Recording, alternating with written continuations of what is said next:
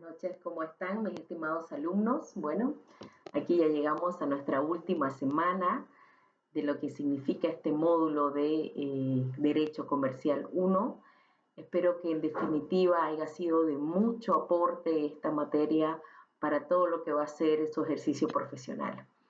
Como ustedes han visto, hemos tratado de establecer y abarcar todo lo que principalmente significa esta primera base asentada de lo que refiere el derecho comercial, ¿sí? Desde su concepto, manejando incluso conceptos integrales que van a ser necesarios y que van a seguir utilizando obviamente a lo largo de su carrera, y puntualizando en lo que refiere a los aspectos básicos y generales de lo que refiere el derecho comercial. Tal es así que hemos puesto principal importancia o insistencia en dos situaciones que son fundamentales para iniciar con todo lo que es este concepto de derecho comercial. Uno, a quienes se considera una persona comerciante. Dos, cuáles son las principales funciones y las que se encuentran debidamente establecidas dentro del Código de Comercio para poder ejercer este tipo de actividades. Como les decía, en lo principal, nosotros que tenemos que tener como nuevos abogados de esta nueva coyuntura, no solo social, sino también legal, considerar siempre al momento de asesorar cuáles son esas principales actividades en las que se tiene que encaminar y encasillar principalmente el actuar de una persona que se dedica al comercio. Sea esta una persona natural, claramente, o una persona jurídica, como lo hemos visto en el tema de tipo de sociedades que hemos analizado. Lo maravilloso que hemos podido ver, a pesar de que el gran reto de nuestro Código de Comercio es que requiere, digamos, fundamentalmente temas de modernización y adecuación a nuevas figuras comerciales que existen actualmente en nuestro país, es que ya también anticipaba y de cierta manera aún viabiliza todo este tipo de relaciones comerciales que existen en nuestro país. Entonces nos hemos abocado a este concepto de comerciante y las actividades en las particulares que tienen que establecerse dentro del marco de la normativa para ser consideradas actividades de comercio. Posteriormente a eso tuvimos la oportunidad de ver los aspectos generales fundamentales como ser el manejo de la contabilidad, el necesario ingreso de este tipo de auxiliares de comercio, como pudimos ver los administradores, que son los que permiten puntualmente generar toda esa parte operativa para que las empresas puedan cumplir definitivamente sus objetivos. Dentro de ellos tenemos el tema de los administradores, vimos la figura de los corredores, de los martilleros, ¿no? De los cuales principalmente este tipo de empresas que conforman parte de lo que es todo el actuar comercial de nuestro país tienen roles fundamentales dentro de estas actividades de comercio y que a la larga no solamente a nivel de asesoramiento, ustedes también, siendo que podrían llegar a consolidar empresas, pues van a ser fundamentales al momento del ejercicio.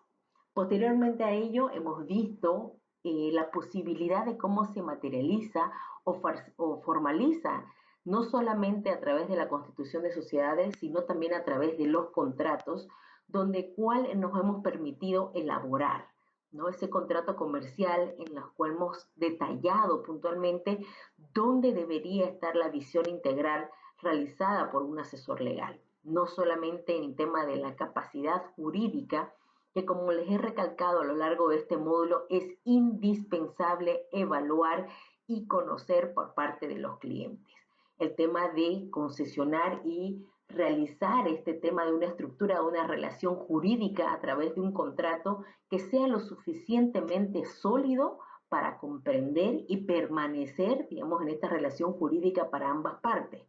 estableciendo temas o considerando temas no solamente establecidos en la norma como el Código de Comercio, sino también, como vimos, cualquier otra norma que se vincule y que sea necesaria para concretar este contrato como tal. Tal es así que vimos la oportunidad de ver y concretar las cláusulas principales o que en esencia deberían ser consideradas dentro de este tipo de contrato. Nunca se olviden de que el abogado debe ser un asesor integral, no solamente escuchar al cliente qué es lo que quiere, porque como hablábamos en clase, el cliente va a venir con una idea puntual, pero seremos nosotros quienes nos vamos a permitir operativizar y viabilizar dentro de lo que establece la norma esta estructura, no solamente a través de aconsejar o recomendar un tipo de sociedad, sino también el momento de que esta empresa, por ahí ya consolidada, tenga que realizar cierto tipo de contratos, ¿sí? No solamente a nivel de proveedores, sino como veíamos inclusive cuáles son los tipos más comunes de los contratos que se utilizan dentro de las relaciones de comercio, como hacer contratos de arrendamiento, contratos de claramente las compras de mercaderías, productos, contratación de servicios, temas de transporte, como veíamos que son directamente transversales para este tipo de relaciones comerciales. Entonces, como profesionales, estará nuestra ética profesional y nuestro conocimiento para permitir a estos clientes, tanto personas naturales o jurídicas, poner sobre la mesa del asesoramiento qué aspectos tienen que considerar al momento no solo de constituir un tipo de sociedad, sino también de suscribir este tipo de contratos comerciales. En las actividades que ustedes han venido desarrollando, han podido ver inclusive la importancia del consentimiento, del objeto lícito, de determinar claramente cuáles son las generales de la ley de las partes, cómo establecerlo y la importancia de tener una claridad absoluta en determinar las obligaciones y derechos de cada una de las partes. Nunca se olviden de igual manera el tema del consentimiento. Lo que pude ver en los temas de los trabajos es que uno puede, como les decía, tener cierto tipo de plantillas o de soporte para la elaboración de un contrato, pero es la parte más ética de cada uno de nosotros como asesores legales, direccionar y identificar y, por qué no decirlo, personalizar ese contrato conforme a la necesidad jurídica que tiene nuestro cliente que venga a ser asesorado, en la cual no solamente se verán aspectos de derechos y obligaciones establecidos en la norma, sino inclusive ir un poquito más allá, lo que decíamos, requerimientos adicionales, normativas extras, dependiendo de la actividad de comercio que se vaya a relacionar, como tener licencias adicionales, protección de derechos de autor o patentes industriales, en las cuales nuestro cliente efectivamente necesita ese asesoramiento integral por parte de un abogado dedicado puntualmente a este tipo de relaciones comerciales, ¿sí? Entonces, una vez identificada la parte del comerciante, porque acuérdense que para que exista un contrato mercantil o comercial tipificado como tal, una de las partes tiene que ser una persona habilitada para el ejercicio del comercio. Dos, que la actividad a la que éste se dedique se encuentre enmarcada en lo que establece el artículo 6 del Código de Comercio como una actividad lícita de comercio, ¿sí? Al margen de la estructura. Entonces ahí vimos la importancia de asesorar y realmente las exposiciones que pudimos ver fueron realmente muy gratas porque el reto era ir un poco más allá de lo que establece la normativa. Como ustedes saben y lo hemos repetido muchas veces en clases, el abogado tiene ese privilegio de establecer, digamos, y volver cuantas veces éste requiera a utilizar el material normativo para establecer ciertas condiciones de conocimiento para asesorar a nuestro cliente, tanto en el tipo de sociedad como en los contratos que ellos vayan a fugir. Entonces, en esta oportunidad, el reto era que ustedes vayan un poco más allá, considerando otro tipo de situaciones que les van a permitir hacer un asesoramiento más integral. Hablamos del tipo de sociedades que hemos conocido y me lo han repetido en clase, que muchos de ustedes no conocían varias de estas tipos de sociedades que estaban constituidas dentro del Código de Comercio y que además están permitidas y avaladas en nuestra ley. ¿Por qué? Por desconocimiento, como hablábamos en el aula, porque muchas veces los abogados o los asesores se concentran únicamente en la posibilidad de abrir una empresa unipersonal, ¿no? Bajo la analogía, claro está, una empresa de sociedad de responsabilidad limitada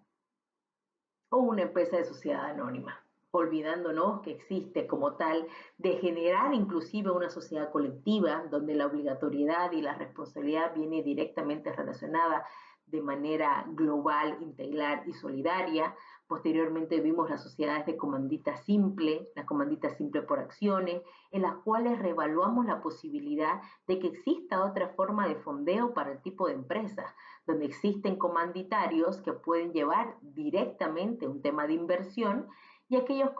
comandados que son los que se encargan de operativizar.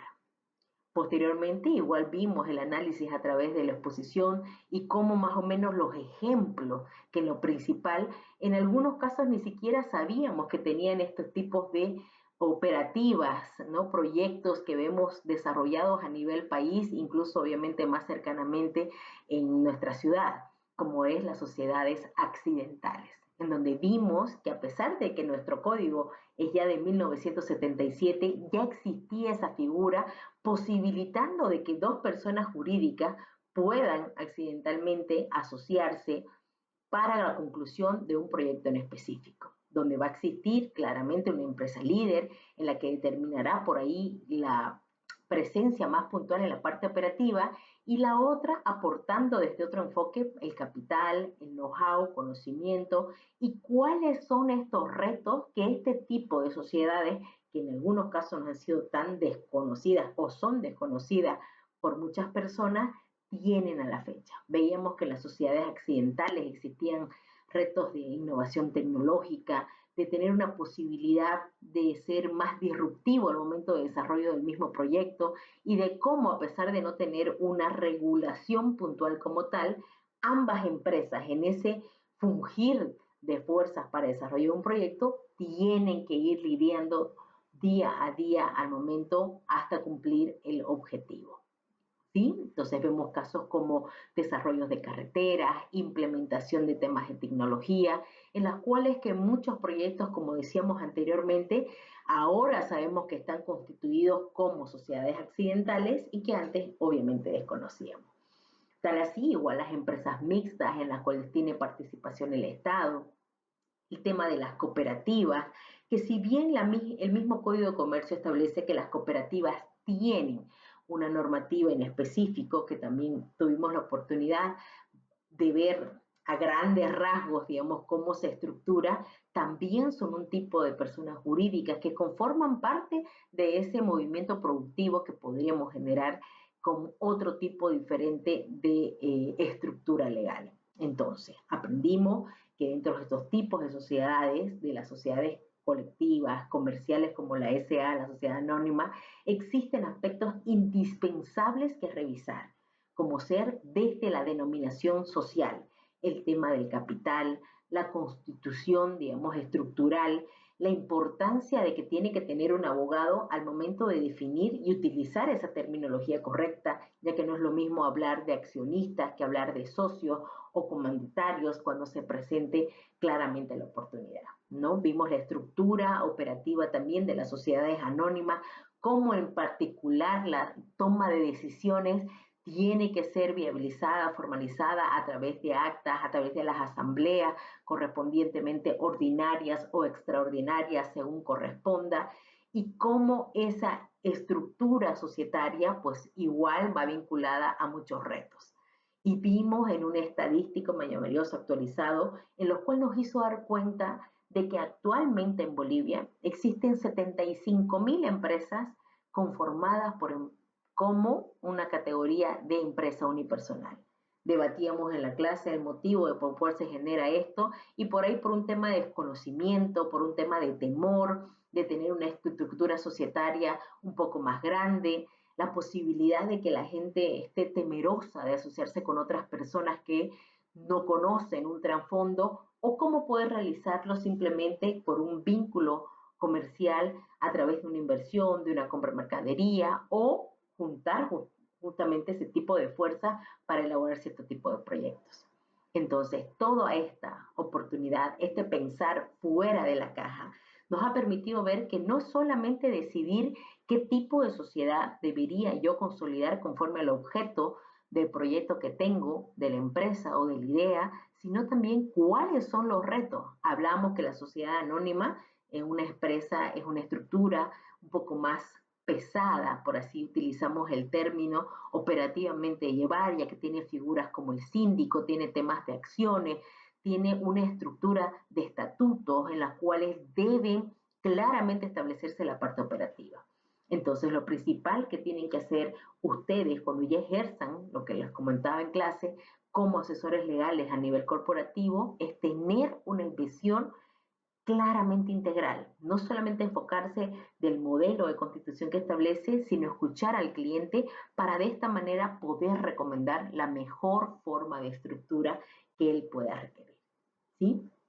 Entonces, volver a acudir a la norma para establecer y focalizarnos en qué tipo de sociedades existen para hacer una mejor recomendación.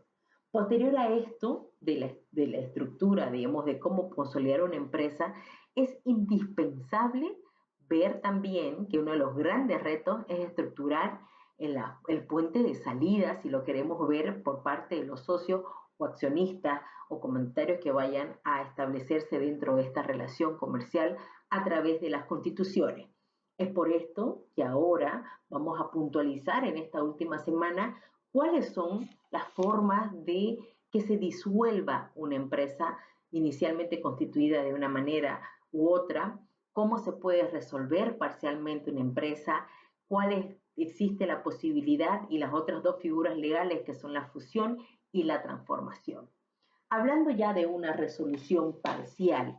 establece la normativa que esta resolución parcial o esta resolución de parte de la empresa puede generarse por motivos. Uno, por estar establecida la forma de esta resolución dentro del contrato social o constitución, también llamada constitución, por parte de la empresa, en la cual obviamente tiene que estar el tema del acuerdo mutuo de las partes o alguna condición en la cual se puede establecer dentro de la constitución. Otra de las causales de la resolución será la muerte por parte de uno de los socios en lo principal, cuando se trata de una SRL, y de esto también hablamos de lo difícil que es que cuando uno conforma una sociedad de responsabilidad limitada, por ejemplo, se trata de que sean personas más conocidas y que cuando uno de los socios muere, no sabemos, digamos, la continuidad administrativa o el mismo perfil o el lineamiento que se vaya a tener, en este caso, los herederos, que entrarían a emplazar, digamos, ¿no?, a uno de los socios. Entonces es indispensable considerar esa parte. Como vimos, los socios de una sociedad de responsabilidad limitada tendrán, ¿no?, la prioridad de comprar esas cuotas de capital principalmente antes de terceros, y aún excluyendo su derecho, recién puede incorporar temas de nuevos socios. Entonces, dentro de la resolución ya tenemos lo establecido dentro de la Constitución, muerte de socios y exclusión de los socios. Es importante que dentro de estas exclusiones de los socios es como para precautelar de igual manera el respaldo patrimonial de la sociedad, porque ¿cuáles son los motivos principales de esta exclusión de que puede haber los socios para resolver la sociedad? Son que exista principalmente un grave incumplimiento en sus obligaciones a las cuales fueron debidamente delegadas. Dos, que realice actos fraudulentos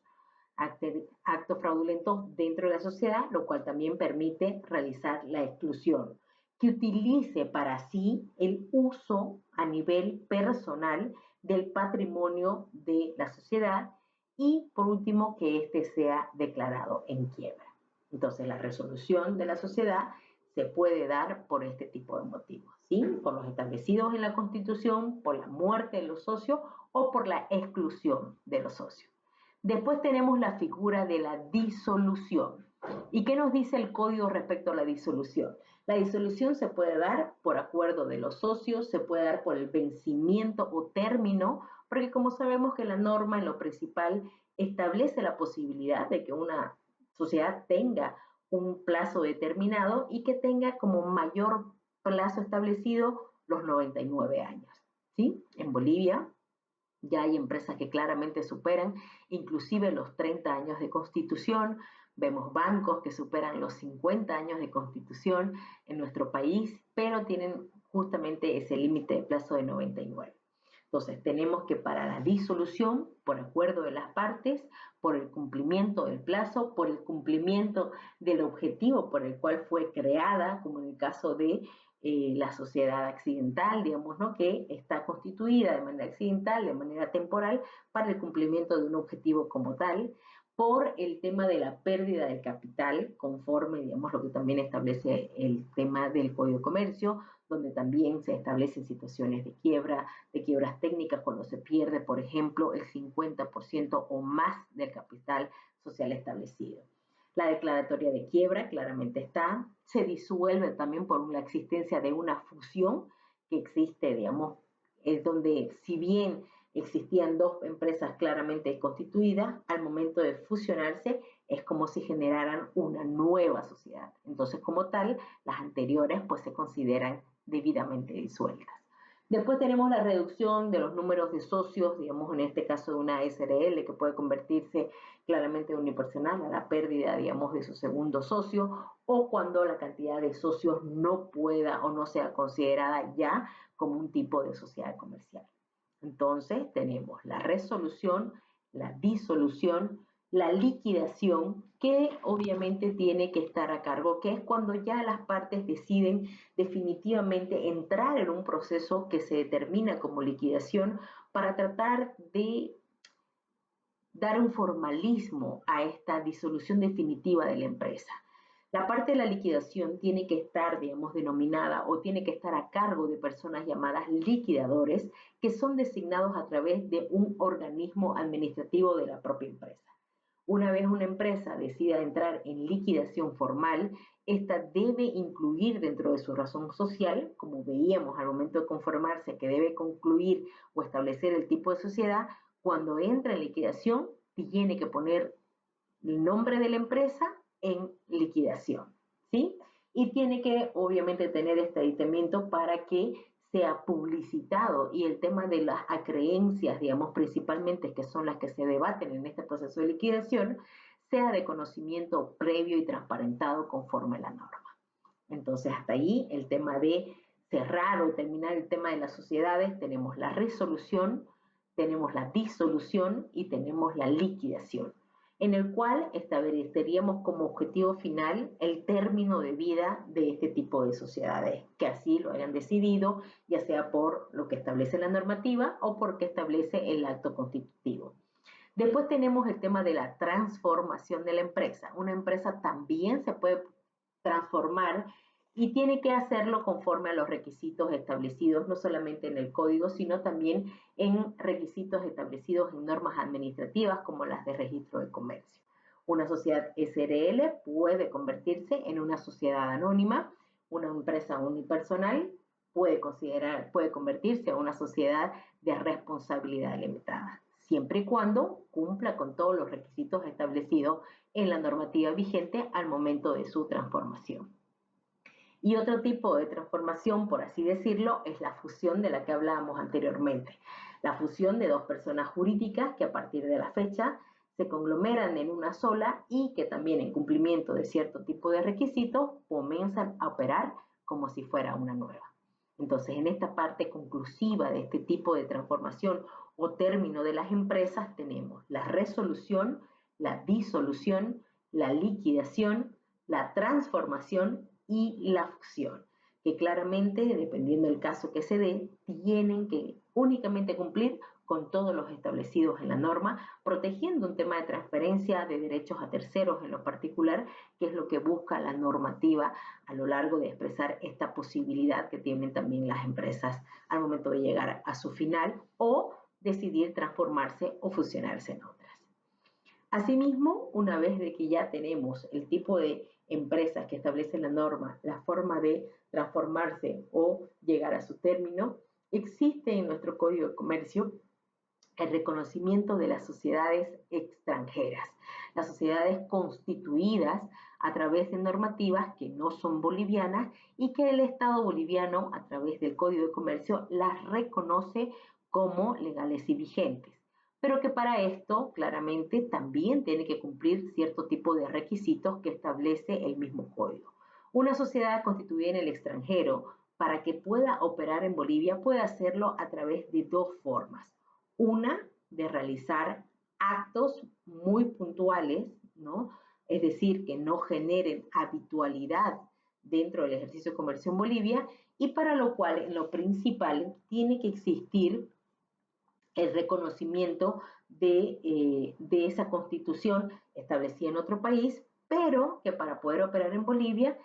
tienen que estar igual registradas en el registro de comercio. Pueden realizar actos aislados, pueden hacerlo. Pueden realizar actos con habitualidad, pueden hacerlo. Pero para generar ese acto habitualidad tienen que realizar la protocolización de sus documentos constitutivos emitidos en el país extranjero y tienen que estos estar avalados y autorizados por autoridades bolivianas. Es decir, les doy el ejemplo que si es una empresa que está constituida en un país donde no se habla el español y el documento constitutivo se encuentra en otro idioma, lo primero que harán al momento de protocolizar es realizar la traducción correspondiente para que en Bolivia, digamos, recién una vez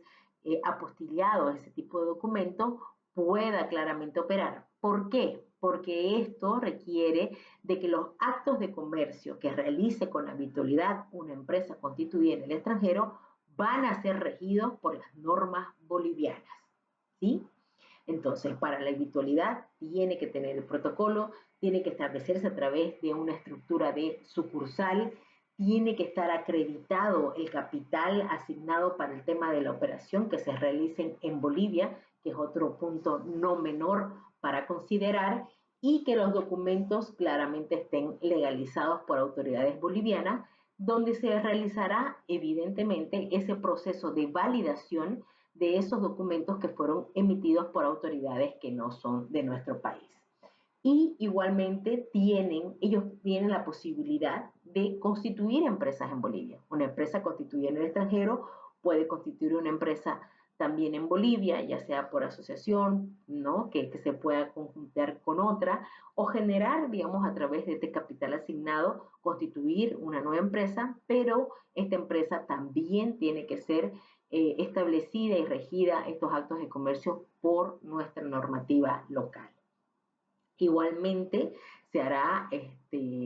uso de los operarios o los auxiliares de comercio, es decir, estas empresas constituidas en el extranjero pueden tener representantes legales o apoderados mediante los cuales ellos puedan operar claramente en nuestro país.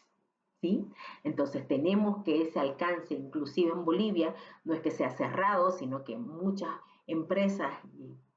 la posibilidad de que existan a la larga sería maravilloso, empresas que vengan a invertir en el comercio en Bolivia, pues puedan constituirse ya como una sucursal operativa extranjero con la única aval y requerimiento de que esos documentos constitutivos sean avalados por autoridades bolivianas. ¿Por qué? Y tener claramente el alcance de que este tipo de actos de comercio, ya sea aislado o habitualidad, que son los más regulados, tienen que estar conforme a lo establecido en la norma, porque esos actos de comercio que son constituidos en nuestro país van a ser regidos por nuestro Código de Comercio. ¿Sí? Entonces, lo que les he aclarado a lo largo de todo el módulo es que es indispensable tener este conocimiento en el área comercial, que es muy transversal, además, con todo el resto de nuestra normativa, principalmente con el Código Civil, que utilice inclusive dentro del Código de Comercio y lo avala, establece que van a ser normas análogas